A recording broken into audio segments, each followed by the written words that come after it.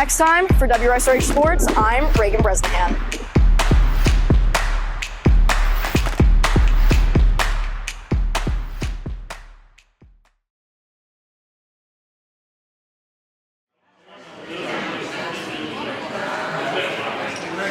The White's Construction Academy at Seminole Ridge High School builds one house a year for those in need. They rely on sponsorships from Habitat for Humanity, White's, and James Hardy.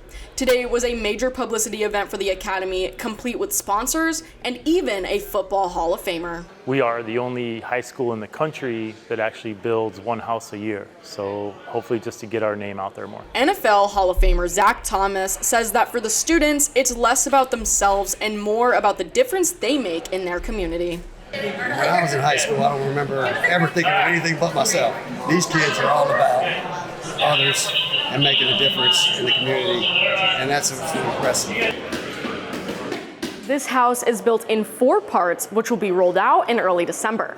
Now, while this event was big for the White's Construction Academy, it had a bigger surprise for the future homeowner. For being a homeowner, and she was actually going to be getting the next house, number 12, but we're here to tell her today that this is her. This announcement made the event truly life-changing. Ramsey says that homeownership is bigger than just herself. First homeowner, and then just to show my kids that you can be a homeowner too. She can't believe that it's students who made this for her. Like, to see that students built this and they're changing lives, changing futures, it's really nice. Senior Madison Matula says that it feels good knowing she made a difference. Being able to be involved in something like this is really important to me because I know I'm helping a greater cause and that someone who's in need gets something. But the buck doesn't stop here. We're all a part of this, and this is why we do what we do. It's one house at a time, it's one homeowner at a time, but it's one life completely changed. For WSRH Extra, I'm Reagan Bresnahan.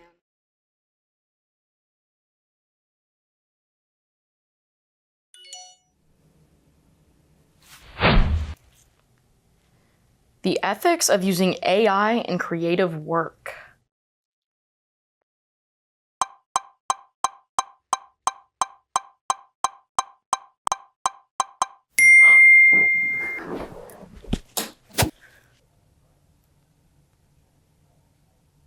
Write a broadcast commentary about whether or not the use of AI in art creation is ethical. Yikes. If I got caught using ChatGPT to write my commentary, then would it really be mine? Ownership is typically the first thing people think of when they hear AI in art. In fact, Sports Illustrated just got caught publishing articles written by fake AI-generated people. But while there are some major problems with this aspect of using AI in art, maybe we're just using it the wrong way. A new AI-assisted piano technology called Anybody's Piano uses artificial intelligence to interpret the movements of the musician and translate them into musical notes. This program is breaking barriers and making music truly for anybody. AI should not be replacing artists and writers. Instead, it should be used to give people with disabilities the ability to create art. Reporting for Student Television Network, I'm Reagan Bresnahan. Hey Siri, was that commentary okay? Yes.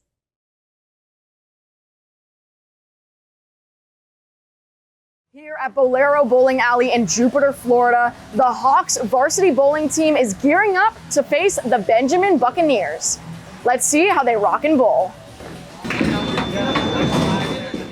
The boys are coming off of a loss against Jupiter that had a 1,000-point differential. Can the Hawks pick it up against Benjamin? The Hawks are led by new sophomore Ethan Fields, who is fighting a hyperextended finger. He bowled 103 in his individual match. The Buccaneers are led by returning junior Matthew Pfaff, bowling an average of 215. Halfway through the first round, the Hawks are down 62-30. Unfortunately, they only gained 9 points, whereas the Buccaneers gained 135 points to end the first round. Seminole Ridge lost 165-71. The second round was off to another slow start. Halfway through, the Hawks are losing by 47 points. Seminole Ridge could not catch up. They lost 141-90. I think there was things I could have done better. I didn't bowl my best, but my first game I bowled over 100, so I'm happy about that. did the best out there for the first rounds. So Hopefully they can pick up the pace for their next match on Wednesday, September 18th at Bolero Bowling Alley in Jupiter, Florida. For WSRH Sports, I'm Reagan Bresnahan.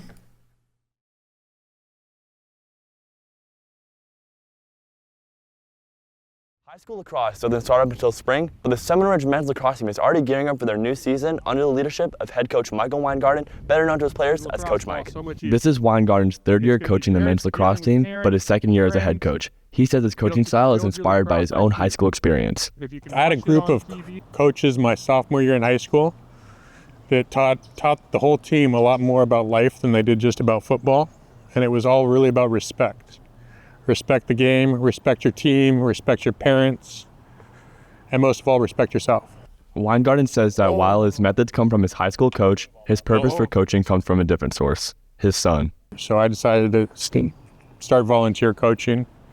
My son, when he decided to get into lacrosse and start playing goalie, there really wasn't anybody that specialized in the position. So we found clinics. I would follow him through one clinic after another until I kind of learned the position, and I kind of became his guide in the position.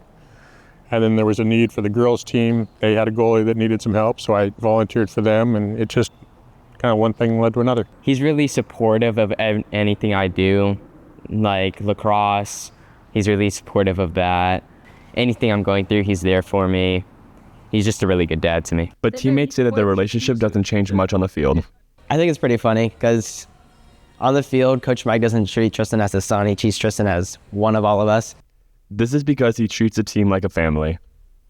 I thought he was going to be some really big, stern, strict person. Isaac, recover! Isaac, you're down here! But then I really got to know him, and he became like another father of mine. Weingarten isn't just juggling the responsibilities of a parent and a coach, but also those of a business owner. I'm fortunate enough to have a small family business where, I have my wife and a staff that can cover the store when I need to spend time with the team. Time away from his store is a sacrifice he's willing to make. In only 2 years, Weingarten has built a family, one that he doesn't plan on leaving anytime soon. I said, it does get intense on the field, but at the end of the game, we try and bond with the other team as brothers, as family. We take knees together. It's a true family environment. I can't see myself just walking away from that. For WSH Extra, I'm Ryan Hansen. family on three, family on me. 1, 2, 3, family.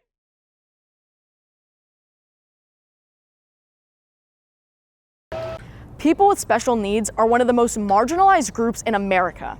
They're often defined by their disabilities, with a focus on what they can't do. But as WSRH Extra reporter William Claude shows us, one Long Beach organization is empowering people with disabilities to say, I can. Welcome to WSRH News, your leading source for news at Seminole Ridge High. I'm Reagan Bresnahan. And I'm Anthony Menendez. Today is Monday, December 9th. It's getting cold, or as cold as it gets here in South Florida, a sure sign that the holiday season is here. True, we might not be feeling much of a chill, but Floridians are definitely feeling something, the holiday spirit. That's why the theme of today's episode is something for everyone. We're showing you what the month of December has to offer. December has something for everyone, even people who hate the holidays. Just ask Acreage residents seeing the man who is as cuddly as a cactus and as charming as an eel. That's right, we're talking about the Grinch. Every night from 8 to 9 p.m. at the intersection at North Lake and Seminole Pratt, you can find the Grinch dancing. He's unavailable for comment due to his efforts in trying to steal Christmas, but will definitely keep you updated.